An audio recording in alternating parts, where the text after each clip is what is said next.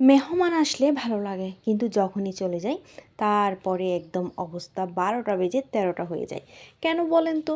এই যে চোখের সামনে দেখতে পাচ্ছেন একদম সব জিনিসপত্র অগোছালো হয়ে গিয়েছে। এখন সব কিছু গুছাতে হবে, জিনিসপত্র এদিক সেদিক রাখতে হবে, মানে এসব গুছাতে গুছাতে দিনটা শেষ একদম।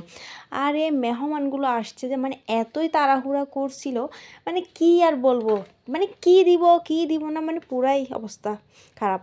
আর তাদেরকে তাড়াহুড়োর মধ্যে চা দিলাম, চাগুলা পর্যন্ত মানে খাওয়ার সময় পাচ্ছে না, যে এমন একটা অবস্থা। মানে এত তাড়াহুড়া করে কোনো মেহমানকে আসে। যাই হোক, যাওয়ার পরে আমাকে একটা গিফটও দিয়ে গেল, এই যে বইটা। তো এই বইটা আমি অনেক আগ্রহ নিয়ে করলাম, দেখলাম মানে কি আছে। তো এখানে দেখলাম সবগুলাই ছবি। আর এরপরে কিছু গুণীদের কথা ছিল। তো এগুলো আসলে আমি পড়তে গিয়ে আমার দাঁত ভেঙে যাচ্ছে অবস্থা। যদি আপনারা বুঝে থাকেন একটু বলিয়েন তো। ধন্যবাদ।